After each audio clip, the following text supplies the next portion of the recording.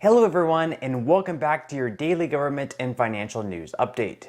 In today's video, we'll be discussing President Joe Biden's speech today on Social Security and Medicare, including his promise to boost benefits by $200 per month, what both Republicans and Democrats have proposed when it comes to making changes to the Social Security program, also just how likely the two sides are actually to reaching any type of bipartisan deal, and finally, we discuss updates in the stock market and Bitcoin.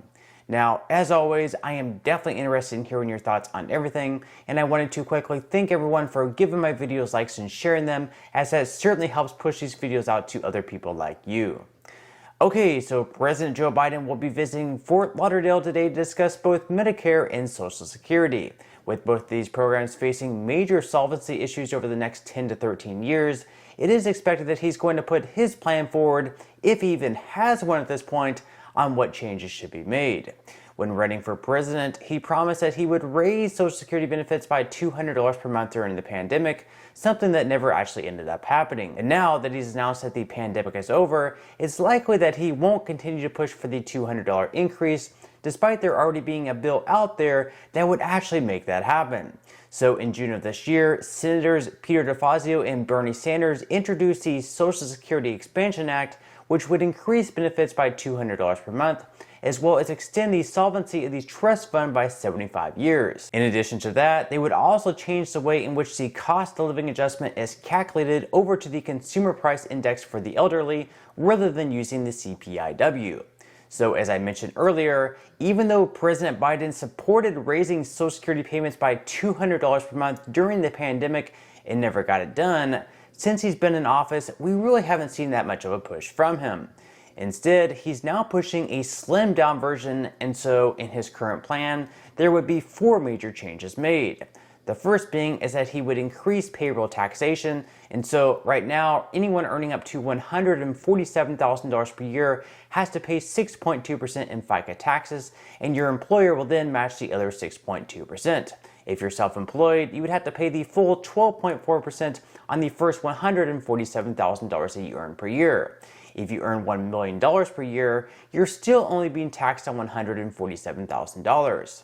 In Biden's plan, he wants to make it so people earning over $400,000 per year start paying the 6.2 to 12.4% tax once again. And so if you made $1 million per year, you would pay taxes on the first $147,000 that you earned. Then money earned between $147,000 to $400,000 would be untaxed. Then income between $400,000 to $1 million, or anything even above that, would once again be taxed. In contrast to Joe Biden's plan, in Bernie Sanders and Peter DeFazio's plan, payroll tax would once again be taxed at any income made above $250,000 as opposed to $400,000. Now, by doing this, obviously Social Security would be collecting more revenue each year, which should allow the trust fund to stay solvent for a longer period of time. Other than raising taxes, Biden has also proposed boosting benefits for older beneficiaries. So in his plan, he would increase the primary insurance amount by 1% annually from ages 78 through 82. Then at the age of 82, they would have a total increase of 5%. In addition to that, Biden is also looking to lift the special minimum benefit to 125% of the federal poverty line. So in the case of lifetime low-earning workers with 30 years of coverage, they could be receiving around $1,416 per month under Biden's new plan. This, when compared to the current monthly benefit of $951, would be a welcome boost, at least when compared to the current poverty line of $1,132.50. And finally, Biden is also looking to change the way in which the cost of living adjustments are calculated by switching them over from the CPIW over to the CPIE. And as I mentioned in previous videos, the CPIW has really just been an unfair way to calculate adjustments based on inflation for those currently on Social Security, just because they really just don't reflect the goods and services that seniors usually pay for. Things like medical care, for example, have gone up a lot more than other items, yet it hasn't really been factored in as strongly as it should have been. Because of this, over the last 22 years, people on Social Security, on average, should have been receiving over $6,000 more in yearly benefits. Now, just because President Biden is proposing all these things, it doesn't necessarily mean they'll become law anytime soon. The thing that's likely to happen the most, though, which is actually a really good thing, is the last one where they change the way in which the cost of living adjustments are calculated. This is because both Republicans and Democrats have been against using the CPIW method, so if they ever do pass something, let's hope they do, the annual COLA will most definitely see higher bumps into the future. The big sticking point Democrats and Republicans are likely to have, though, is whether or not and just how much to raise taxes on Americans. Like I just mentioned, Joe Biden supports raising taxes in order to pay for the extra benefits and also extend the solvency of the program, whereas Republicans in large part oppose raising any taxes. So for either party to get these 60 votes that they would need in the Senate would be the real hurdle here. Whether Republicans come out ahead in the November midterm elections or Democrats come out ahead, neither party is likely to have 60 seats, so they're going to need to work together to reach some type of bipartisan agreement. The last time we saw this, at least on a major scale, was back in 1983, but at that point, Social Security was just weeks away from being insolvent. Right now, they're 12 to 13 years away, so perhaps they'll just continue kicking the can down the road without an absolute need to get anything done now. It seems like, though, when they absolutely need to get something done now, such as funding the government, they end up getting it done in the final hours, so if there is a silver lining here, that's it. However, again, we're not in the final hours or even in the final days or weeks of the program ending, so it's really hard to have that much faith for them to get something done without having even more pressure.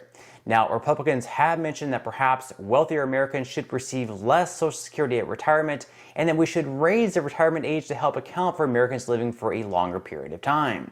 Senator Lindsey Graham, for example, said that if you asked him to take a little less in Social Security benefits to help save Social Security for people that really need it more than he does, he would be all for it. And really, I can't imagine lifelong politicians such as Lindsey Graham or Joe Biden even needing to receive any Social Security considering how much wealth that they have. So perhaps in the end, they will work out a middle point where people receiving the least amount of money in Social Security benefits will see a boost well above the poverty line. People receiving the most money in Social Security will receive a decrease, and I can also see them changing the way in which the annual COLA is calculated. That way, in the future, the yearly boosts keep up much better with inflation than what they previously have.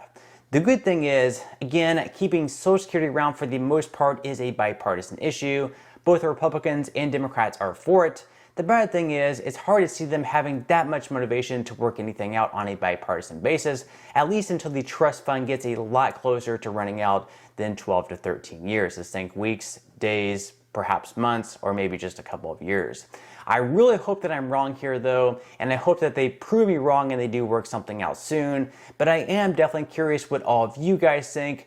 Do you believe that Republicans and Democrats will finally work out something to save Social Security for the future, while at the same time making the program work much better than what it has? Leave any thoughts or comments that you have in the comment section below as always.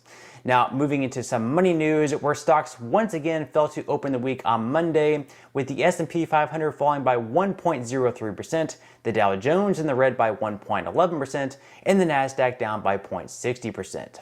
So far today, futures look like stocks may actually rebound though, with Dow futures up by 0.62%, S&P 500 futures in the green by 0.83%, and Nasdaq futures up by 1.07%. Unlike the stock market, Bitcoin actually saw a huge boost in its price yesterday, jumping by 5.61% and is now once again sitting in the low 20,000s. Now, before I wrap up today's video, if you would like to receive up to 12 free stocks and $5 worth of Bitcoin, in the comment section below, I will leave a link where you can receive just that from my partner in Webull. And even if you don't feel like investing at this time for whatever reason, once you receive the free stocks, what you can always do is just sell them for what they're worth and then transfer that money right back to your bank account. So in total, you should be receiving a value of at least $50 or more. Some people have actually received over $3,000 in the past, which they were able to transfer to their bank account. So you can really just think of that as just some free extra money with just a few minutes of work. But on that note, I'm going to go ahead and wrap up this video. If you enjoyed the content in today's video and you would like to see more like it, I would greatly appreciate it if you would give this video a like, subscribe, and make sure to ring the notification bell. That way you won't be missing any of my future videos. And until next time, I hope you have a wonderful rest of your day, and I'll see you in the next video.